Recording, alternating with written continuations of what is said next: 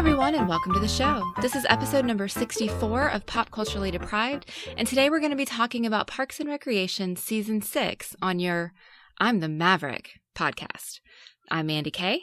And I'm Matthew Vose. We would like to remind everybody that we do have a Patreon page. You can get bonus content, updates, find out what we're doing on all of our shows across Eloquent Gushing, and you can find out more information if you go to patreon.com/eloquentgushing. We love our Patreons. We love our Patreon page in general. We love our patrons. That's who we love. They allow us to expand and do more shows, get new equipment, rent the movies that we watch, and rent the TV shows that we watch. So the support we get is amazing. If you want to be part of that and help support us, go check out the page. Our top tier patrons even get early access to Pop Culturally Deprived episodes. Ooh. So Parks and Recreation Season 6 aired in September, or from September 2013. It focuses on Leslie's recall vote, her return to the Parks and Recreation Department, and an offer to work at the National Parks Department. We also see Ron engaging with his family, Andy starting a career as a children's entertainer, plus Anne and Chris move away from Pawnee. Thoughts to come. Mandy, any change to the way you've been able to watch it? Nope, they have not yet taken it off of Netflix in the US, so I'm still chugging along that way. Nice. It's still on Amazon Prime over in the UK. Fantastic. I've never actually checked if it's on Netflix. Probably not. I feel like it would have recommended it to me at some point. Yeah, I'm sure it would have. Okay, so we are really getting through Parks and Rec now. Last season, you gushed and gushed. You loved Leslie and Ben. You really enjoyed a lot of the stories. How did you find Season 6? Okay, so first, I did like it. Okay. It wasn't bad, but it was very underwhelming. It didn't have the same kick to it that all of the other seasons had. I didn't come out of it, with the exception of the last episode, I didn't come out of it going, oh my gosh, I'm so excited and I love this and this is fantastic, like I had on all of the previous seasons. Right. And so I feel like I'm kind of waning a little bit with the show, just because they did things a little bit differently, and it wasn't... This was kind of settling into a routine, whereas all of the previous seasons had kind of been building on each other, and we kept getting more and more and more. Mm. And then this season was like a plateau. Okay. Of everybody's where they need to be, and we're just going to plug along day to day. And so it just wasn't quite as exciting, if that makes sense. Yeah, I feel like there are different writers on this season, but they're kind of doing some of what we've seen before, like you say, plateauing. I don't feel like I need to see Tom opening a new business and having problems. I don't need to see Andy struggling with his identity and whether he should be in a band or not. I don't need to see April snarking at everyone all the time. Although, admittedly, she's probably the most different this season. Yes. There were a lot of the big stories that just didn't feel hugely different from what we've had before. Right. Yeah, I feel like this season was very much the same, but less. You know, because we've already gone through it before, and we've already been really excited about Leslie and Ben being married, and we were already really excited about Ron and Diane last season. And then this season, yeah, they were married, but she wasn't in it at all until the last episode. I wonder what Lucy Lawless was doing for the season. Yeah, I spoke last episode about how it feels like it's doing less original comedy, and it's using the character stuff to do the comedy. And this season even more so. That same thing applies, but the development and the plots are about character growth rather than situation growth. So, like we say, Ron now being nicer and engaging with people, April being nicer and engaging with people, Chris and Anne becoming comfortable with each other and dealing with having children, and although that's more situational. That's a bad example. Donna and Keegan-Michael Key. You know, her thing that, he's my Tammy. Well, not really. Yeah. And even Jerry, Larry, Gergich, Gary, Terry. Right. But even finding out more about him as a character and him and Ben bonding a bit Well, it's okay, but... Well, see, now that's one of the things that I actually liked about the season. I think I generally preferred watching the characters grow that they haven't really given growth to previously. Mm-hmm. And so that for me this season, those characters were Tom and Jerry. Wow, Tom and Jerry.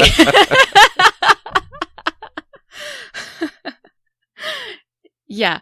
So I really appreciated kind of like last season we really didn't talk about Tom at all because his character had not grown. He was the same as he had always been. And I feel like we got to see some of that change this season, and we got to experience a little bit of his growth as a human. And the same thing with Jerry, Gary, Larry, Terry, whatever his name is, just because this time he wasn't just the butt of the jokes. We got to see inside his head a little bit. We got to see how he actively chooses to allow those things to happen to him. We don't really know why, but it's a thing that he knows is going to happen, and he knows, he actively encourages Ben to just go with it and not to stand up for him. And I thought those were really nice moments because they give him a depth of character that he did not previously have. Yeah, I think the necessity of that certainly comes from Anne and Chris leaving.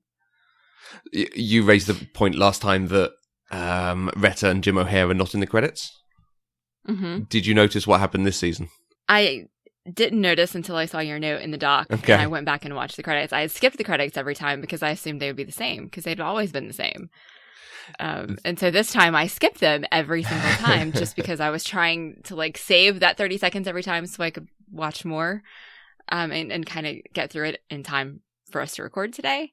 And as soon as I saw that note, I went back and I watched the credits. And I was like, if I had watched the credits from the beginning, I would not have been surprised that Anne and Chris were leaving. Completely blindsided me. Well, I had no idea they weren't going to be in the show. And Rob Lowe and Rashida Jones are taken out of the credits the episode after they leave. And they're replaced by Retta and Jim O'Hare. Okay. and I had to check that because this is super inside baseball. I don't skip the credits. I skip the first 10 seconds of the credits because the Amazon app skips forward or backward 10 seconds and the credits are 25 seconds. Oh, right. Or 15 seconds or something. So I skip the first 10 and then fine, whatever. Okay. So that first episode, I was like, oh, hey, Retta's in the credits. Has she always been there and I've just never noticed? When did this change? Okay. Yeah, I was really glad to see that they added her. Yeah, and they then get a few more storylines themselves during this season. Yeah, I really enjoyed her character this season too. It was our primary characters from the previous seasons that were kind of lackluster for me this season. Because for them, it was just kind of same old. And then the folks who had always kind of been in the background before kind of got their own stories and their own arcs this season. And I appreciated that. But it wasn't quite enough to bring up the season to the level that I had previously expected. Yeah, okay. Let's talk a little bit about the content of the season. Last time you had a few predictions for what was going to happen in season 6. Yeah, my streak of being right is wrong. It's gone.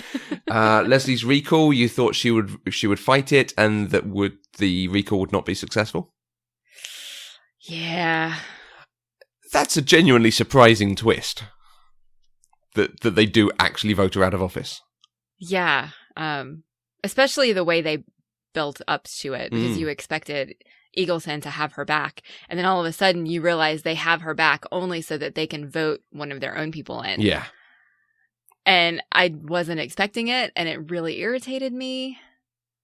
Yeah. I mean, I suppose it's good storytelling, but because I didn't see it coming. It is one of the things that makes it feel a bit lackluster, because you have the main character having a disappointment and a massive setback that leaves her in the same place she was in through seasons 1 through 3 or 4. Right. So it's a bit, okay, so we're going back to this story, are we? Okay, cool. Mm-hmm. That's exactly what it felt like. You thought that Ron and Diane would be pregnant, but then wouldn't be pregnant? Yes. I don't remember exactly what I said. I think I may have been thinking that it was like a false positive or something. Okay. No, they had a baby. Wrong. They had a baby with absolutely no warning. They absolutely had a baby. It was like, oh, hey, we haven't seen Diane in a while, but here's a baby. Yeah, right. You said that Anne and Chris would have a baby. I was right about that Anne and Chris definitely have a baby. April would go to vet school and might become a vet, but might decide she wants to stay at City Hall. It's kind of half right. Yeah. Because she decided she wanted to stay at City Hall. They basically gave up on what the end of the last season had been her lifelong dream. Yeah. Again, a little bit disappointing for the character. Yeah, and it didn't make any sense. I mean, she showed up for the orientation and was just like, no, this is stupid. Yeah. Like, why? What's happening? This was her dream. Like, we needed a little bit more to kind of understand why she was doing that rather than just them erroneously giving us a way for her to stay at City Hall. It really has the feeling of a new showrunner or season exec producer or something deciding, actually, no, let's not follow that thread through, or we don't have the budget to support all the sets that would take, and the multiple shooting crews or something. Maybe. Yeah. It did very much feel like they gave up and just let all of these storylines just die. Just reverted, yeah. And you thought Andy would grow up and continue to work with Ben, maybe start making good decisions and have a little bit of wisdom. This one's a little bit hit or miss. I mean, he grew up a little bit. He did continue to work with Ben a little while. And then he did end up finding something he was good at. Mm-hmm. And he had some wisdom for Leslie about her being pregnant or getting a dog. But just because your family is getting bigger does not mean that you can't handle it. You and Ben can handle anything. Wow. Auntie, thank you. That's exactly what I needed to hear right now. God, it's so weird that you know that I'm pregnant before Ben does. Pregnant? Holy crap, Leslie. Yeah, well, what did you think? I thought you were getting a dog. Well, why did you go like this? That's a sign for petting a dog that's sitting on your lap. Pregnant? Wow. That is true. Which is a great moment. That was a great moment. I think Andy had the latter half of the season was better for Andy than the first half. And I know that's probably because we mostly didn't see him the first half because he was in London. Literally. Yes. Chris Pratt was over here filming Guardians of the Galaxy. Right. Hence why he's suddenly looking super trim. So the only thing you did was stop drinking beer? Yeah, I lost 50 pounds in 1 month. How much beer were you drinking? I know, right? Probably too much. Right, yeah. Throwaway line, but it was perfect. Yeah. But I have to be honest, though, watching it now, I had no context for what was happening in the world when this was actually airing. And so I didn't put that connection together that it was because he was filming Guardians of the Galaxy while this was on. I think in my brain, like the MCU and Parks and Rec were not on TV at the same time. Like Parks and Rec was done, which is stupid. I know that. But it didn't even occur to me that he was doing Guardians of the Galaxy at the same time that he was still on Parks and Rec, or that Parks and Rec was even still on. Is Parks and Rec set in the MCU? We have no proof otherwise. That is absolutely true. Yeah. I'm going to headcanon that, I think. But yes, he was over here, and I suspect that's one of the reasons why they set it in London. To have that, so they could include him for that bit. Include Peter Serafinowicz, who is, of course, in Guardians of the Galaxy. I knew he looked familiar. I couldn't place him. Yeah, so my prediction average went way down this season. You made more predictions than normal, though, so it will be interesting to see where you go with for this season. Let's talk more of the detail on these. We've not really touched on the merger. Now, I get from this, I can very clearly see that US cities are run in a very independent fashion and a very different fashion than perhaps we might expect over here. More at a state level than a federal level. this sort of merger or budgetary crisis within a city, is this something you've experienced or you're aware of from towns near you? Not at this level. I know I have been involved in what they call an annex, where parts of a city that aren't actually in the city limits will be taken over by the city and become part of the city. And that usually happens by a vote. I mean, they don't just do it. There's a vote to make it happen. But I haven't seen something this big where it's actually two cities merging together. Okay. But I'm sure it can happen and that it has happened in places. Yeah, I bet it has. I absolutely love this storyline. I think it's so clever to build on the years of animosity that they've used as a running gag. This is the perfect sort of twist when you talk about building up and then going, and now you've got to work together and become the same thing. Right. And these really rich people, they're the ones who have run out of money. Excellent. I did really enjoy the episode where they went over to help Eagleton get out of their budget crisis before the merger happened. And we found out how they were spending all of their money. Yeah. That was fun. Giving everybody a massage and paying for HBO for everybody in the town. Yeah, that was interesting. They have a department of dressage. Yes. Excellent. And that's good. That is an interesting take on somewhere that has lots of money that does stuff. It's not just, everything is gold-plated and fabulous. It's actually, okay, yeah, we spent it on silly things, but we've actually spent it on things that you could... I don't know if I want to say you could see happening, but you could see someone making the decision to do something daft like that. Building Icetown, for instance. Yes, well, okay. You can see somebody choosing to make one of those decisions. I don't think you can see somebody choosing to make all of those decisions at the same time. Yeah. That's what made it just quite preposterous to me. But I will say Kristen Bell played it perfectly, and when she showed up, I got pretty excited. I bet you did. I did. Yeah, I was like, I did not expect her. Like, there were a lot more cameos this season, or at least cameos of people I was more familiar with this season. And so that was nice and unexpected for me. Yeah, so I've sort of been tracking the Michael Schur crossovers. Kristen Bell is pretty much the only one this season, I think. But she is almost the pinnacle of it. You know, she would go on to be the lead character in another of his shows. That's and she comes across very well as another take on Leslie. What if Leslie was in Eagleton and was someone who was passionate about the town in that way, but used to the luxury of it? Yes, very much so. She was different from the other Eagletonians. She didn't have that same level of animosity towards Pawnee, but she was very much an Eagletonian. And so she did that, I think, very well. Yeah, definitely. Our friend on Twitter, Anna_MCG, said Kristen Bell is one of my favourite things about this season. I think, the fact that she's in a couple of episodes and then comes back later, like you say, that really good twist of the Eagletonians are backing Leslie so they can get Kristen Bell in there. Wonderful. Yeah, so good. Yeah. Post the merger, we actually get a new member of the Parks and Rec department. New member of staff. We get Craig, portrayed by Billy Eichner. Yeah. So that's the thing. Yeah, out of all of the Eagletonians that they brought in to be counterparts, I'm like flummoxed that he's the one that stayed. Yeah, and he does not behave like someone from Eagleton compared to all the other Eagletonians we've met.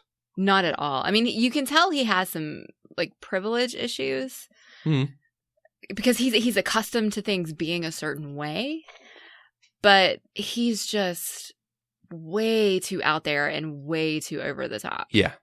And by and large in the writing, he's one note.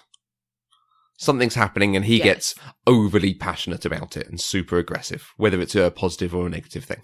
Well, good night, everyone. I'm going to go home and feel totally fine. Who am I kidding? I'm going to go home, put on a Macy Gray album, and cry in the mirror. What? There was one time that I did actually like him, though, because I just found it really amusing. Wow, go on. When when he wanted to be the sommelier for Tom's Bistro, and they were like, you have to prove to us that you can keep it down and like you can actually do this job. And he came out and he did everything that they wanted, but then he turned around and went in the wine cellar and started screaming. Silly straws all around, please. I'll be right back with my recommendations. Seems to be keeping it together. What kind of monster orders red with fish? I know they're messing with me and it's just a test, but have some decency! For you, sir, a light crisp Pinot with just a hint of lemon to bring out the flavors in your fish. I brought you a bold Cabernet, which should still taste okay when watered down. And for you, madam, would you consider this rosé? It's halfway between red and white. Thanks very much. Enjoy. Think I may have found my new sommelier. That was so embarrassing! We'll have to make sure the wine cellar at Tom's Bistro is soundproof. I liked that. I thought that was a nice note. Because you could see he did really want it and he was trying really hard. Yeah. And I liked that. I thought that was nice. And that is an appropriate use for his passion and aggression.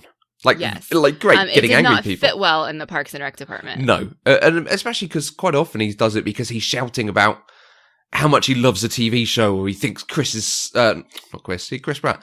He thinks Andy's so amazing at being a Kids Present performer and he has to come and help him. Like, okay. Right. Dude, literally take a chill pill. Yeah. Yes. So yeah, for most of the season, I tried to tune him out because I just could not. Like, he grated on my nerves. Like, it was almost like fingernails on a chalkboard every time he talked. Yeah. Fortunately, he wasn't in too many episodes. What else did we have this season? Ben became city manager, took over from Chris. That was a weird note for me. Honestly. I didn't expect it, and I'm not sure that it would have happened quite that way. Like, I feel like they just handed him the job, and I can't really see that happening in a situation like that. And I disliked the running gag of him having to quit the accounting firm for the third time. What do you say? I mean, wow, I would be insane to say no. Oh, no. Wyatt, you're late. I'm just kidding. You can do whatever you want. Actually, Barney, I'm afraid I have some bad news. Today's my last day. I got an opportunity I couldn't say no to, and I have to quit again. No need to explain. I knew it was too good to be true. Like, once sucked, twice was kind of funny, 3 times is just cruel. I quite like it. And I like it because the accounting so you're firm... that kind of person. Yeah, they're so nice about it and to him. But yes, he is also wasted in that firm. He is. I mean, I completely understand why that's not a good job for him, because he can do that job in his sleep. And that's not what he's passionate about. But they were so nice, and he did this to them 3 times. 3 times. Great. And then they still wanted him to come back and work there. Like, oh, accountants. Calculator. That's still the best one. That very first one. I mean, there's a few good moments, but yeah. He also invents the game Cones of Dunshire, which in my mind is a much longer running gag for Parks and Rec. Like, it's only 2 or 3 episodes, really, but to my head, it was over several seasons. Oh, okay. I mean, it was over the course of the whole season. Even though it was really only in a couple episodes, it felt like a season-long arc. Yeah. Because of the way they did it. I'm still not sure how I feel about it, honestly. Okay. Because I think I might not be nerdy enough to enjoy that game, to understand that game. Right. And maybe that's why I'm struggling with it. It's interesting because they've clearly gone, okay, let's take bits of Catan, bits of Pandemic, bits of like chess, bits of, some sort of D&D type program, type game, and then make up something different for it. And I quite like that. I quite like the over the topness of it. I mean, clearly it would not work as a game. So Right. Well, I think that's my problem with it is it's not a game that you could actually play. And so I end up spending too much time trying to figure out what they're doing instead of actually just enjoying the show. Okay. Because I get sucked into those nitpicky little details. Right. And I think that's why I struggled with it. But I did quite enjoy the idea that it was something that kind of grassroots caught on and spread. And it was because the accounting firm copyrighted it for him and let that happen. Yeah. That was a nice little twist, especially now that they're having babies. Yes. Plural. So hopefully he's going to get some royalties out of this. I did see a chap a couple of months ago now wearing a Cones of Dunshire t-shirt.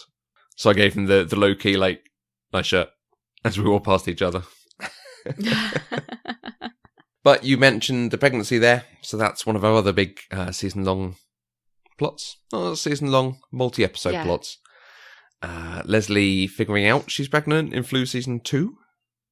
And then his realization that he wants children, which comes very quickly.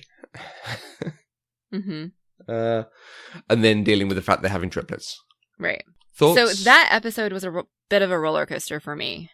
Because my first instinct was Flu Season 2, come on, we've already done this. And then we see everybody's got the flu and Leslie starts throwing up, but she's still got this really important work to do. Come on, we've already done this.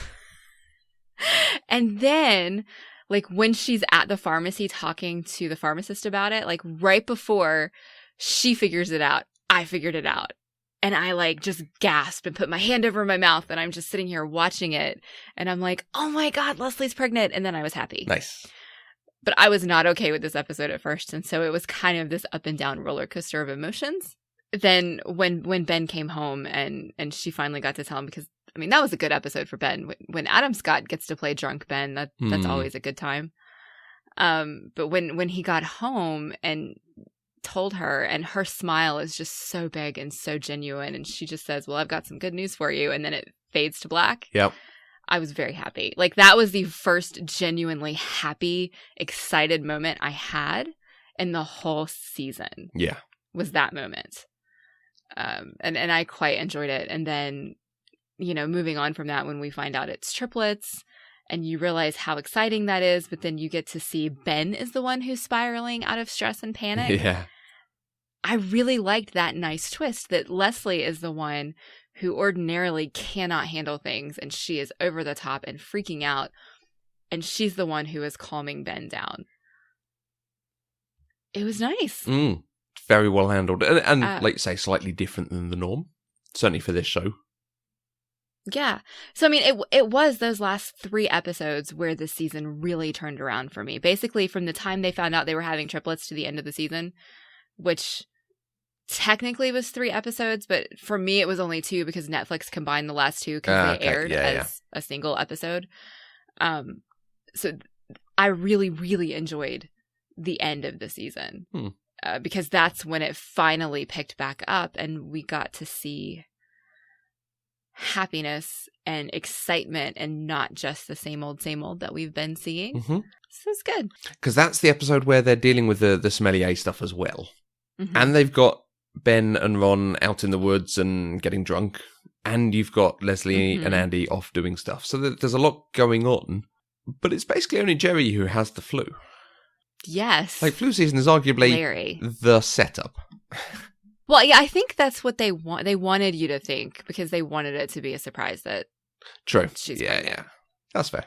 And so I think the reaction that I had was probably what they were going for. It just irritates me that that's what they were going for. And then the last of our probably big plots is the Unity concert, which I like. It's a very good idea for what they're looking for to combine the two things. I quite enjoy thinking back over all the events they've done. So the Harvest Festival, and I can't even remember the other things, but other things have been put on. Little Sebastian's Memorial. I quite like that in the most part you see all the setup and all the problems and the behind the scenes stuff, but you don't get to see much of the event. And this feels very similar. This is clearly a massive, massive thing, but we've only seen the setup to it. Mm-hmm. I like that. That's what the show should be about. Yes. I was a little bit thrown off by the show because they had been struggling for so long for getting the headliners for the music. I mean, it's supposed to be a concert, and they hadn't really gotten it. I mean, they were so far down in the barrel that they went and convinced Land Ho to get back together because they couldn't find anybody else. And then the day of the show, we get the Decemberist, we get Letters to Cleo. Yeah. You know, we've got all of these really big headliners up there, and which was awesome. It was great to see, but I felt a disconnect from what they showed of the prep of the concert and what the concert actually was. Yes. I think I'd agree. They keep the thing running for Andy trying to get bands, but the joke there, or the story there, is more often than not, we're actually not able to get any good bands. Right. So it's a bit, yeah, there is a dissonance between what the story they're telling us is and what we actually see in the end. Mm-hmm. But how cool is it that it's Letters to Cleo? Oh, watching Ben watch them was amazing. And then she winks at him and his face. Yes. Yeah. It took me a second to figure out that was Letters to Cleo, because she looks, my familiarity with Letters to Cleo is from 10 Things I Hate About You. Mm-hmm. And she looks different here because it's 10 years later or whatever. And so I didn't recognize her. But then as soon as I saw Ben standing in the sidelines, and then it went back to her, and I was like, she's a blonde woman leading a band. Oh my God, that's Letters to Cleo. And then I saw he was wearing the shirt, and then he got really excited. And I was very happy for him. And bless you that it's only 10 years since 10 Things. It's like 15 at that stage. Shut up. Well, no. Oh, well, I guess it was. 2014 to 1999. You're right. Next year is its 20th anniversary. God, I'm so old. I do want to say, though, I'm impressed by how they let Andy kind of run with the Unity concert idea.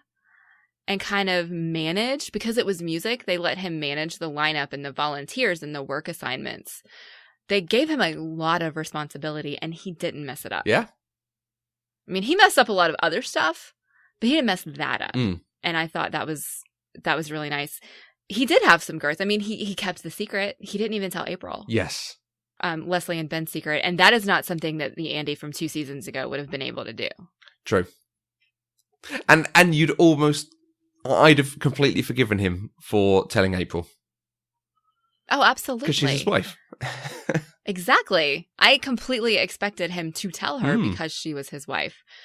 But they do redeem it. But I'm really impressed that he didn't. Yeah. It was good. Anne and Chris move out, have a baby. Yeah. Not a huge amount more to say there. I don't think they got anything that was great. It was the stories you do about a couple who are having a child. Yeah, I mean, they did jump pretty quickly from friends who were choosing to have a baby last season to they're in love and maybe want to get married and move to another city together to start a family. Like, they showed us, they didn't tell, or they told us, they didn't show us. So that was a little weird. Yeah. And then they were just gone. Yeah. Is it possible Rob Lowe wasn't around as much this time? Because I feel like we got very little of him. So Michael Schur said, we've been working on their storyline on and off for 4 seasons, and heading into this year with the 2 of them contemplating parenthood, it felt like a natural time to move them into the next phase. Yeah, and yes, it does absolutely work. It is justifiable. Well, this is a nice number statistic. It says, Rob, we initially thought we could only have for 6 or 8 episodes, and we couldn't be happier that he will have stuck around for 75. Right. So that's the thing. Yeah. It's certainly better than when he left the West Wing. Yes. Yes. Because we can't go an episode of Parks and Rec without mentioning the West Wing. Of course not.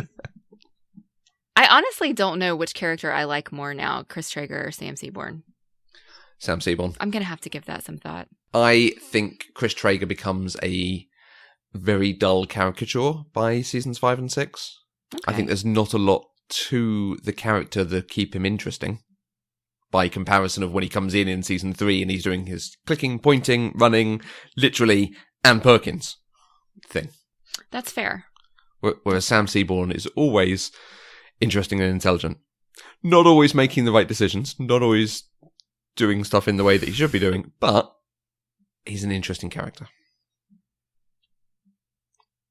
You are correct. I feel really hard comparing Parks and Rec to The West Wing, though. Because that is not even a comparison. No, it's really not. It's really not. They're both shows I enjoy, though. Yes.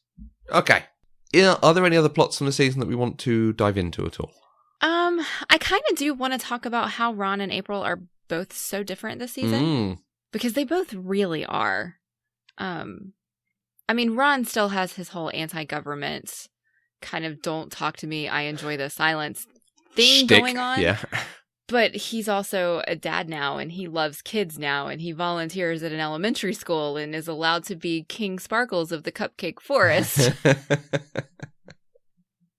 You know, it's definitely very different. It's a different Ron than we've seen before. Do you think I mean, both of them, but considering them separately, do you think it's natural? Do you think we've gotten to this stage, or it was a change they did for this season to give them more character writing?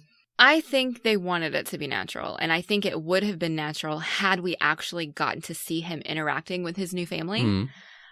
But we saw him marry Diane, and then we didn't see Diane again until the last episode of the season. Yeah. We only got to see him with the baby that miraculously appeared one day. Yeah. And like once with the girls. Right. I can connect those dots by imagining how his life had changed at home, but it would have been nicer if they had shown us that. And so we could have actually gradually seen him grow instead of just having him suddenly be okay with being King Sparkles. Yeah. And it probably tells you a bit more about the audience they were pitching at, that they spend more time or so much time on Tom and his businesses and not on Ron and a family. Yeah. Because Ron and a family was, I mean, that's a big deal. That is such a change from the Ron that we had previously seen. And April? April told Ann Perkins she loves her. I mean, it was fantastic. I do think April's was more natural. Okay. I think we have gradually seen her grow to genuinely care about these people in the parks department. It was the last season or the season before when I think it was the season before when Leslie was running her campaign, and April decided that during the when they did the call center that she had to absolutely crush Chris Traeger because that's what she needed to do to be evil. But then when she saw how crushed he was, she gave him the tickets that she won. You know, and so we had kind of started to see little nuggets of her really starting to bond with these people. And so I think her transformation made more sense because we also still did get to see dark, angsty April. I mean, she wore black with a veil to the prom. But it still was a very different April than we've gotten before. It just wasn't quite as unexpected because they gave us more of a chance to see her grow. That's true. And the April that we saw in season 6 is like not even recognizably the same character from season 1. Oh, absolutely. Yeah. So I think the writers did a better job with her. Okay. I thought it was the other way, but you talking there, yeah, I think I agree with you because her growth is about the friends and the department, whereas Ron's is about the family and we don't see it. I've been able to reconcile Ron's with, okay, we've not seen it. But yeah, I think you're right. Her growth is better because we've had more moments of it. Okay. I do want to mention Donna's fairly early episode, but about her tweeting something rude from the Parks and Rec Twitter account. And them getting access to her private account and finding her things about Leslie and the bitch boss and the boss bitch stuff. Hashtag sister from another Mr. Hashtag boss bitch. It appears, whereas bitch boss is clearly an indication of her frustration, boss bitch is a term of endearment. Isn't language fun? It's like racquetball for your mouth. Yep. We'd said about how she didn't have anything last season, and very quickly she has a whole plot to herself. Yes. And it was a plot that at first made me angry. Because the way that story unfolded was they only told us once they got to what Donna was tweeting about Leslie, it was all bitch boss.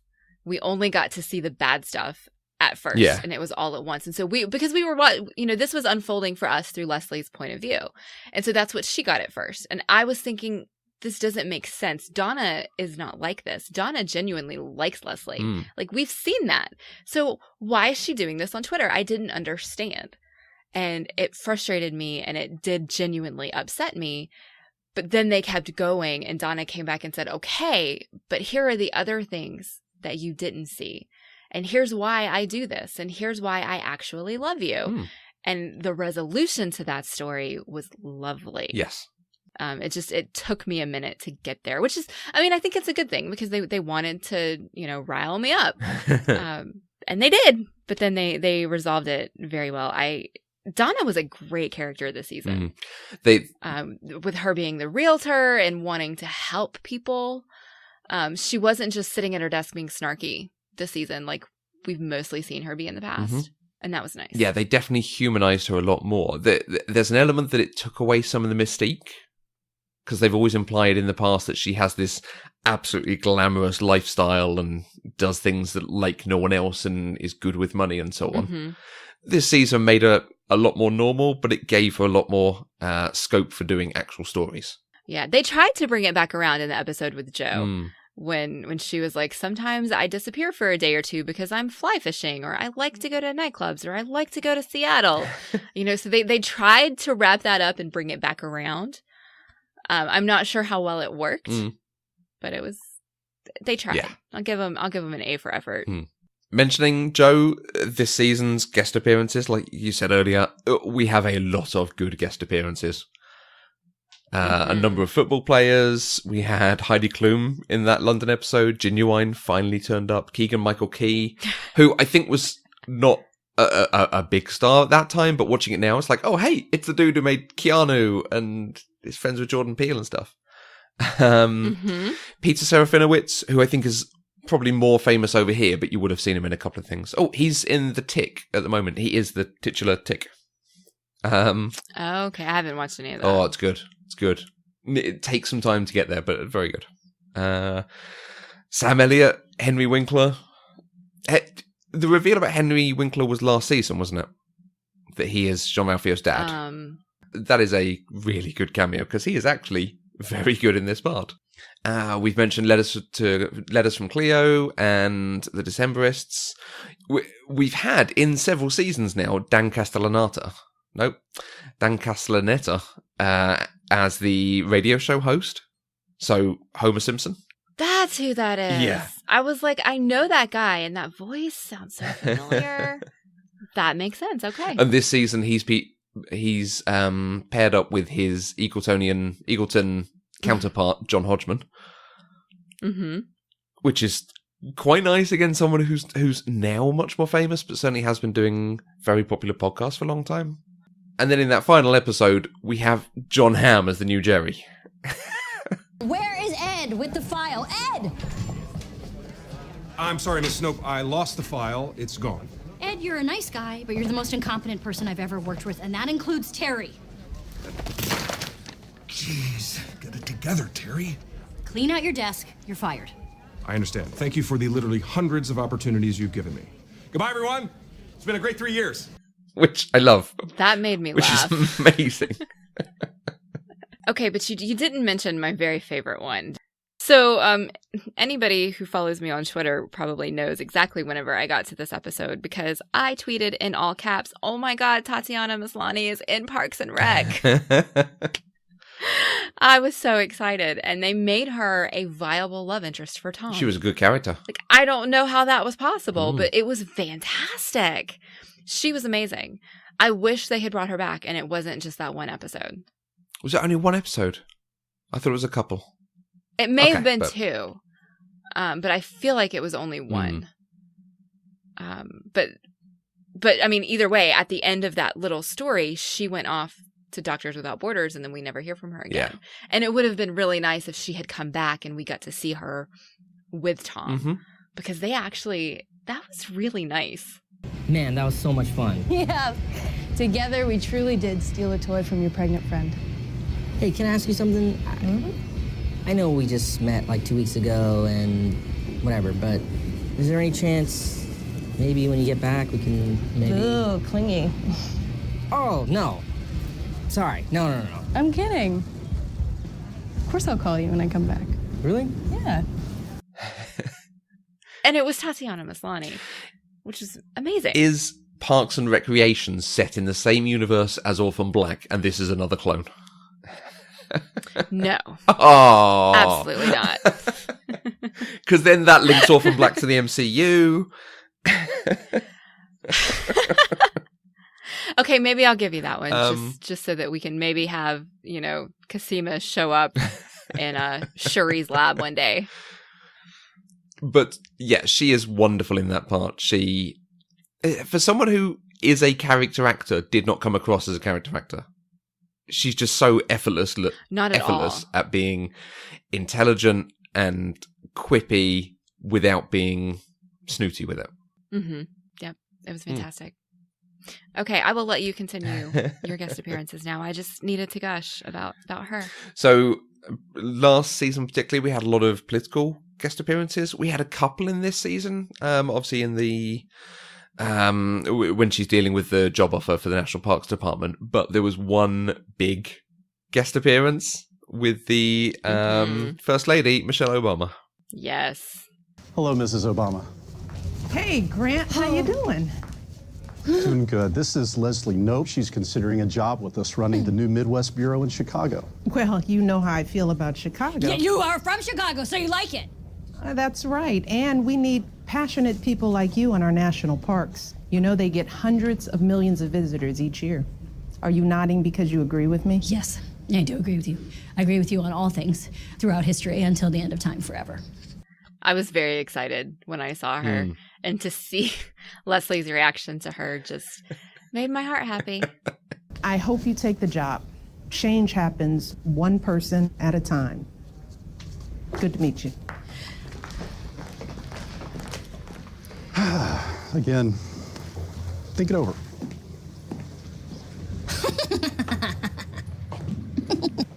It did. It's so It really good. did. It is so good. It is so good. Amy Poehler is amazing.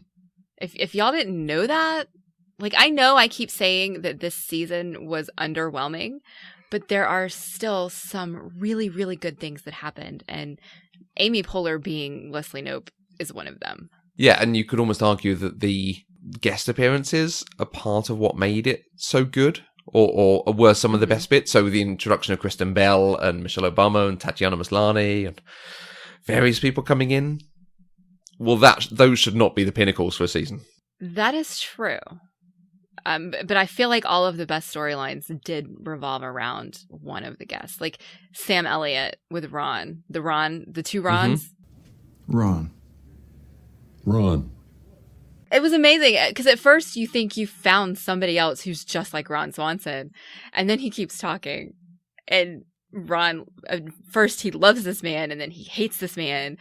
And then he comes back later in the season a couple of times. And he is the one who kind of elevated those scenes with Ben being drunk on the blueberry wine and him trying to help him get through his anger. It was Sam Elliott who made that scene, not Nick Offerman. Yeah. And to be fair, Nick Offerman was directing that episode. So I think like when we've seen him direct things or write things previously, he's almost less of a part of it, which is good. That's you true. want to see them giving things up for the other actors. Yeah. Do you have favorite things you want to talk about that we've not covered? I have a couple things. One, it was one of Ron's lines when he goes up to the third floor to find silence, because he's talking about how there's never any quiet anymore.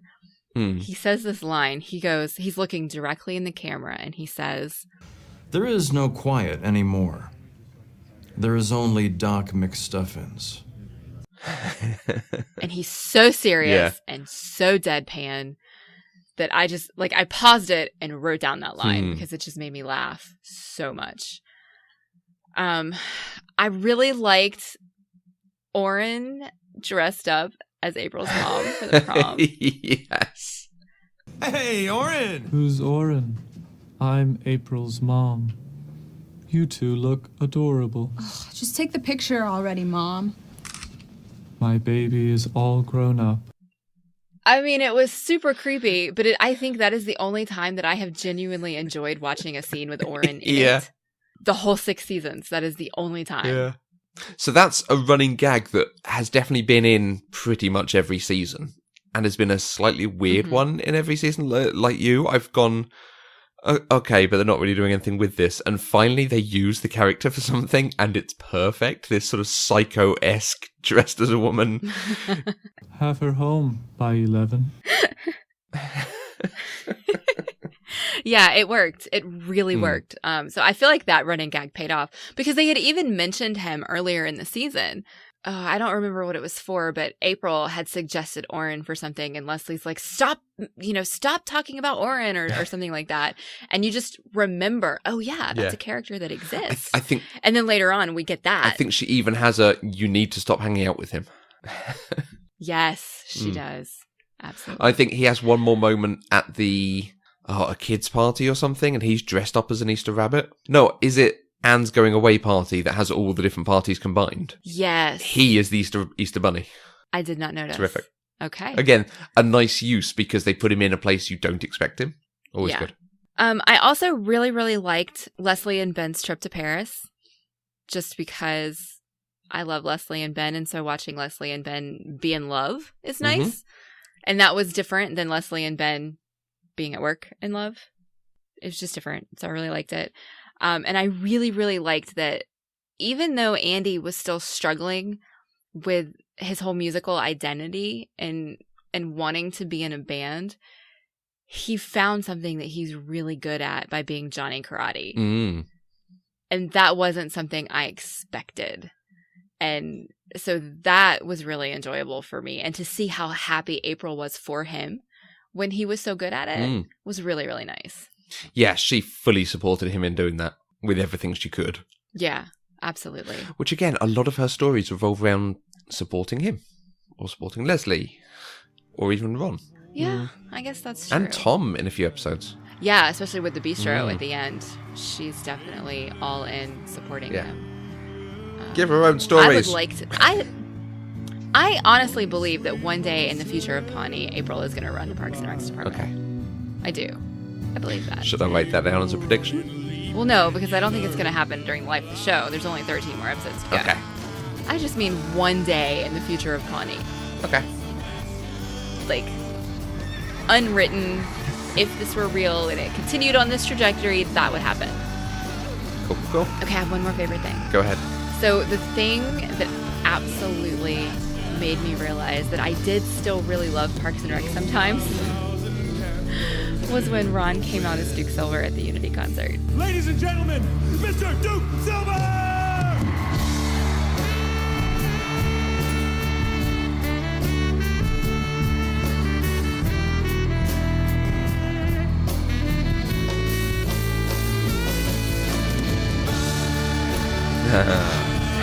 I legitimately cried. Oh, really? I did. I got tears in my... They were happy tears. I was so excited and so happy.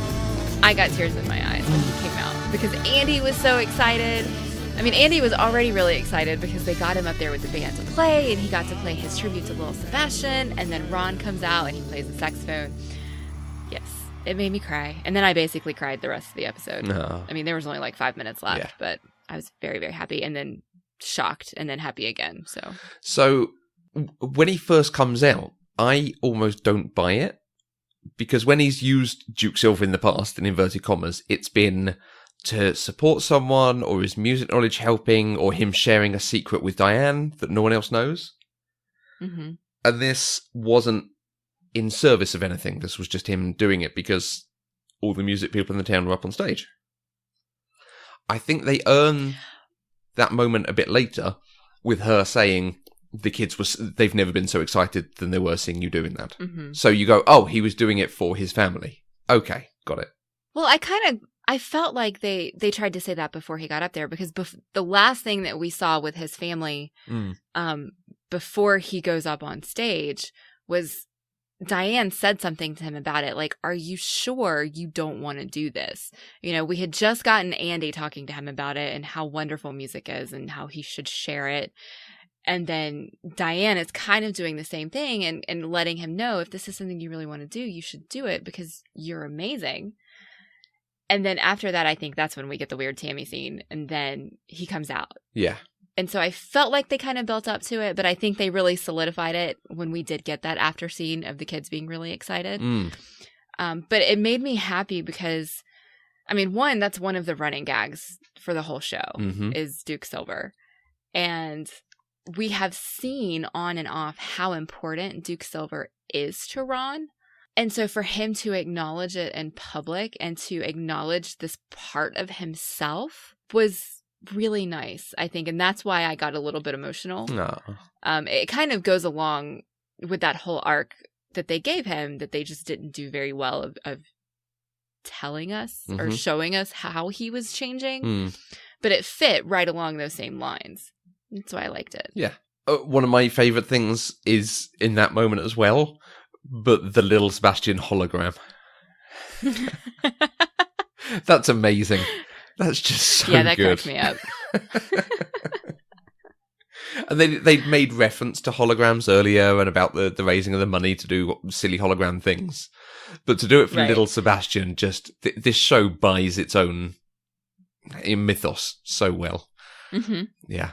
Oh, yeah. And I love that they had letters to Cleo and the Decemberists up there singing the tribute to Sebastian. Like they learned the song to sing at this concert in Pawnee. Terrific. Really good.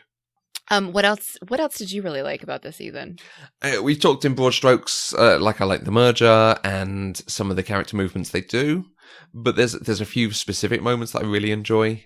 Ben trying to make the lawyer laugh and expecting him to laugh like accountants do. I've been talking to Ron about estate planning, and he is here to do some goodwill hunting. So he has to draw up a new will, so... Yes, I understood, Mr. Wyatt. Thank you. As I've said before, I just don't like puns. Oh, well, my accountant friends seem to enjoy them. And then the lawyer smacking him down with accountants don't know good jokes, trust me. Wait, is this a joke? It is not a joke. Not that an accountant would know the difference. It's very nice. I liked Leslie with the question mark stickers, or not needing the question mark stickers, so April takes them. And for the rest of the episode, you just have question mark stickers everywhere. Yes. No attention is paid to it. They don't call to it at all. It's just she now has a shed load of question mark stickers, and they're up everywhere. Yep. I like that sort of feeds the world itself. This is just, it's what she does, and she's gone and done it, and it's fine, and now we move on. The episode about the farmer's market, which I think was written or directed by Adam Scott. Oh, really? He actually directed that one. But I just love the ongoing vegetable puns, and particularly the chard puns. It's so bad and silly that it appeals to my very silly sense of humour. Chard bodies, get a chard on? Let's get me charded in here! Please be kind to others. And in case of fire, romaine calm. And you won't believe how nice all of our vendors are. It's vegetable porn. Porn on the cob. This is uncharted territory for us. Oh, that's nice. That's fair. Just, I almost don't expect them to keep coming, and then they keep making these jokes all the way through. Great. Yeah. I'm here for that. But probably my ultimate best moment of the season is when Anne finally sits down to tell Leslie that she's moving out to Pawnee.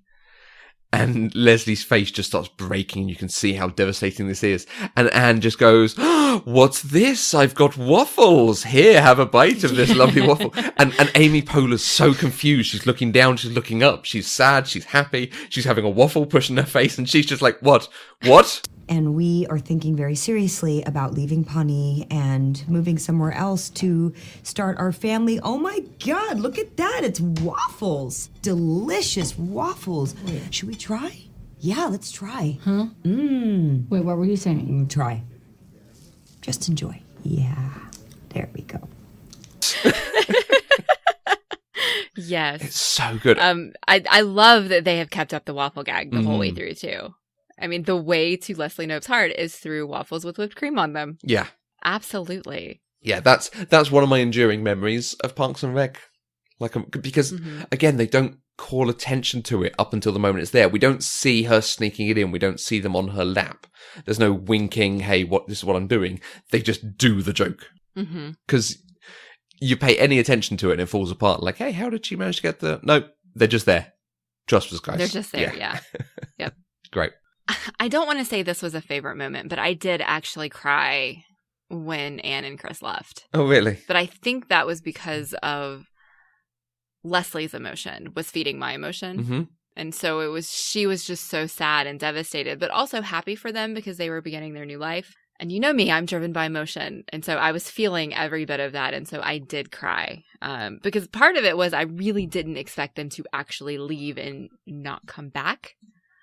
I still wasn't prepared for that because I didn't know they left the show. I had no idea. And so I'm thinking, okay, they're gone, but we're still going to see them. Like somehow we're going to see what's going on. And of course we didn't. I mean, yeah, she had the baby, so we saw her for like 30 seconds, but that's it. Yeah, they do layer it on quite heavily. The leaving, it's a very big goodbye, pretty much throughout the episode, which is fair because they've been a big part of this show. Certainly Anne from the beginning, but it's very, very heavy. I really liked in that episode where they did some of those flashback scenes to the pilot where we first were introduced to Leslie and Anne, and just seeing how different they are and how they've got, like, remembering the characters they were back then and where they are now. Yeah. I liked that reminder that they gave us. Okay, well, is there anything else that we need to discuss about Parks and Rec Season 6? So, we need to talk about the next season and what we're doing with that. But before we get in there, if this season had been the final season of Parks and Rec, would you have been satisfied? Before I answer that, do you know, was this supposed to be the last season? I don't. If I read into this and what they've shown and what we saw in previous seasons, I think at the end of season 5, they knew they were getting season 6 because it's so heavily set up for what's to come. Whereas in this, it's got that element of writing you see in a show that doesn't know whether it's being renewed or not. That it has a little bit of setup. So one of the parts of this conversation is the fact it moves forward to 2017. Way into the future. But it gives us that glimpse of where some of the characters have gone to and further development for them, which could be a natural conclusion. I don't know whether it is or not, but it could also be, and this is where we're going to next.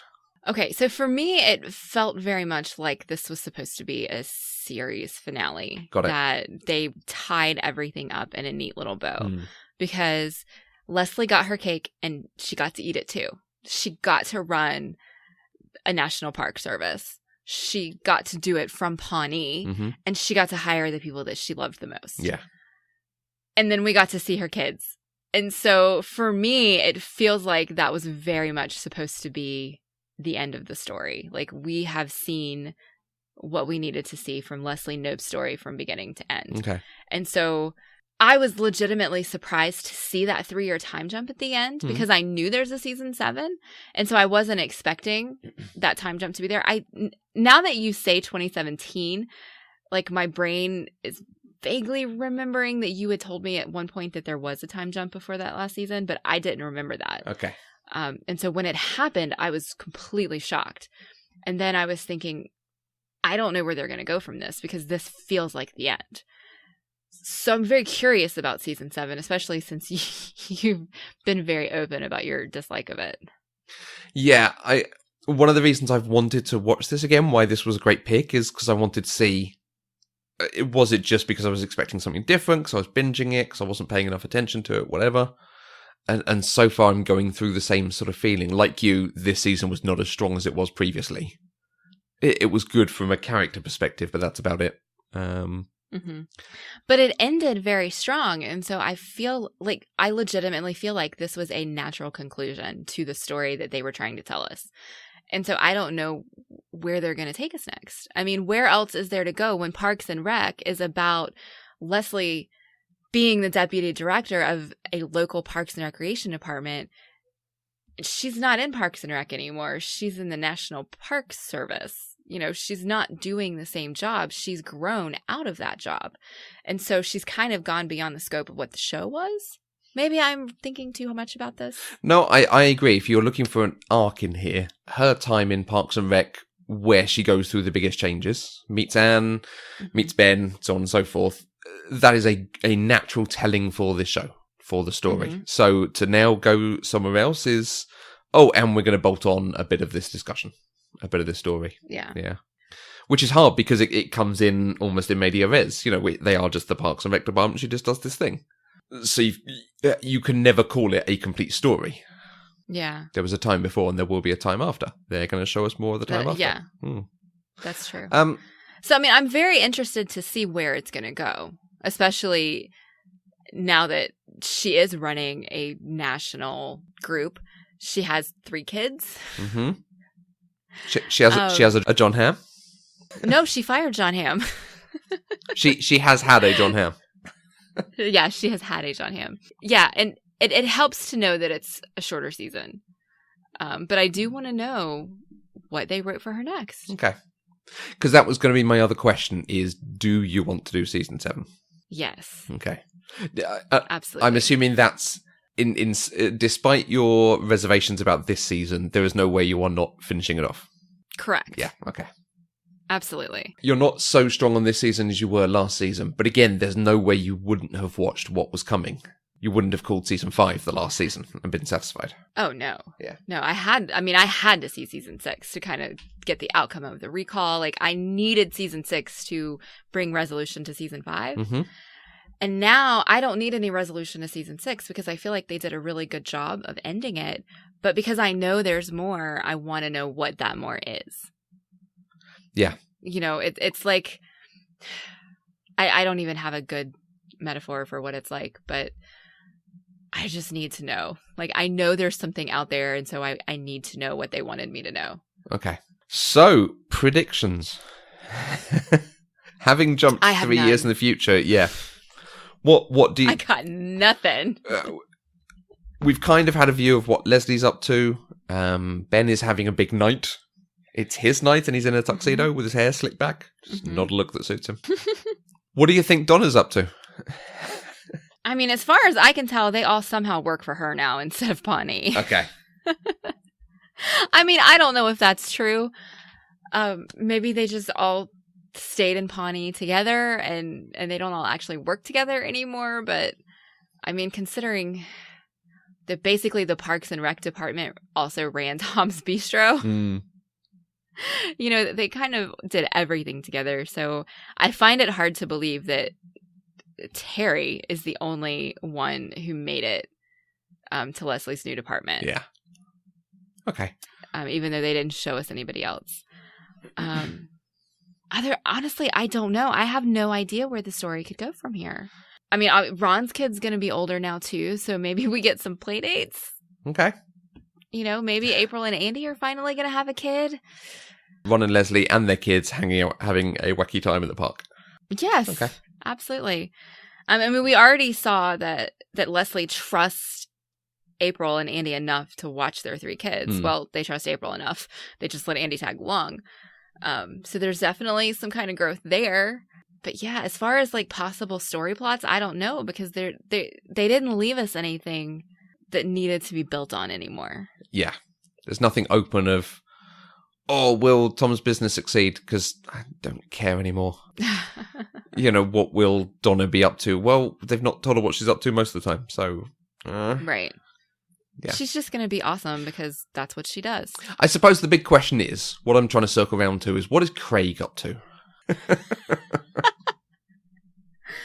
Oh, Lord help us all. Yeah. I imagine he is still doing wine tasting for Tom. Or maybe he'll just disappear and never mention him again. Maybe, possibly. Actually can't... Television shows have been known to do that. Yeah, I can't remember. He moves away and gets together with Mark Brendanowitz. Oh, okay. That would be interesting. I do not want to see that. In Mandyville. Okay, before we wrap up, I want to tell you about something that I saw on Facebook this week. And I reposted it, so you may have seen it. I don't know. But it made me way happier than it probably should have. Okay. So Adam Scott went on vacation to Italy. And he was taking some kind of pizza making class. And he kept messing up the pizza. And so the instructor helped him make calzones instead. Excellent. And I saw that. And it just made me happy. Mm. It makes me wonder if Adam Scott likes calzones as much as Ben Wyatt does. I'm not sure anyone likes it as much, but clearly he's ready to chow down on them. Yeah, definitely. I'm always ready to chow down on a calzone. I did. I saw a very good video on YouTube. I was trying to look up because there were some interviews with the cast. I think on DVD extras, interviews with the cast in London. So I was like, oh, that'd be interesting. I'll have to watch that. Mm-hmm. Couldn't find them anywhere. They appear to not be on YouTube. But I did find a video of every time Ben looks at the camera. And it's like a 12-minute long video. That's awesome. And it's just because it is always the setup and reply. So it is always someone saying or doing something stupid and him looking at the camera. It's actually quite good. So another funny thing just about that is, so my boyfriend has never watched Parks and Rec. He doesn't really know anything about it. Okay. And he was playing Xbox last night, and I was sitting next to him watching Parks and Rec on my laptop with my earphones in. And he just stops me.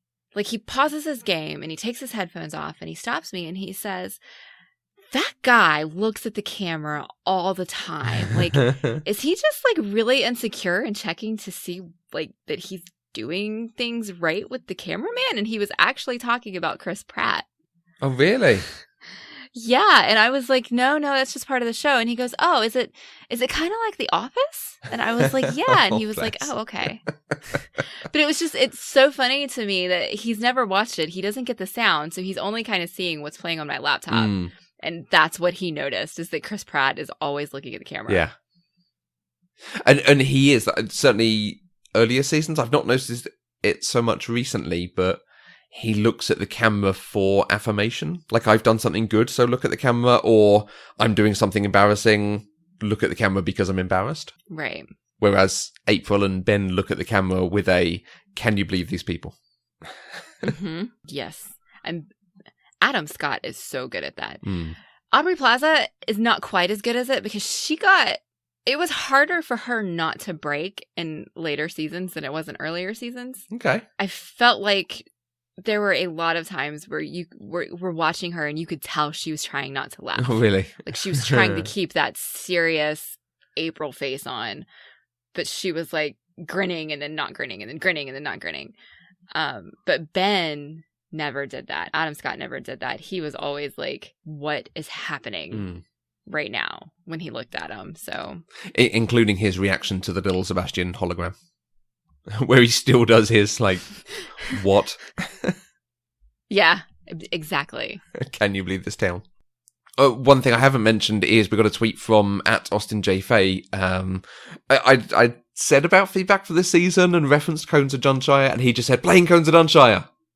Which, yes, it is just, it's an absolute tentpole moment for the season, for the series, I think.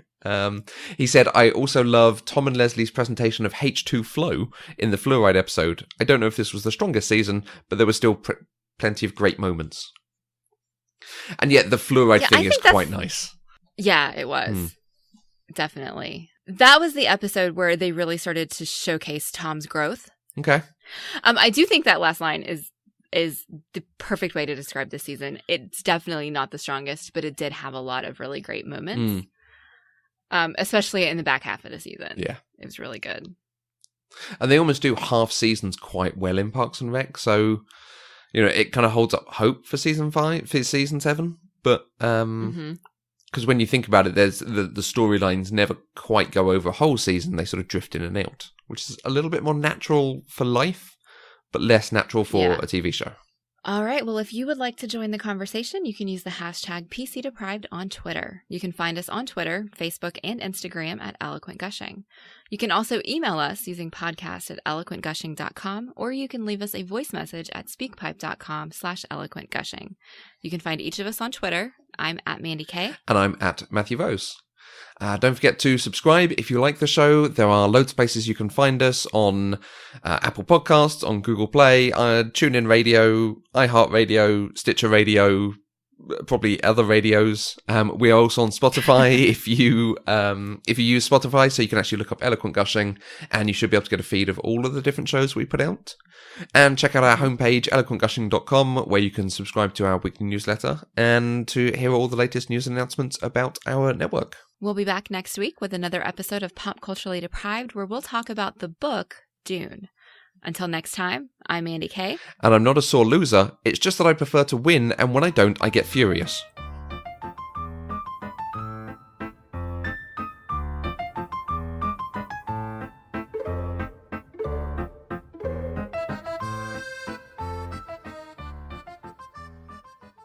Pop Culturally Deprived is an Eloquent Gushing production. For more information, go to eloquentgushing.com or find us on Twitter @eloquentgushing.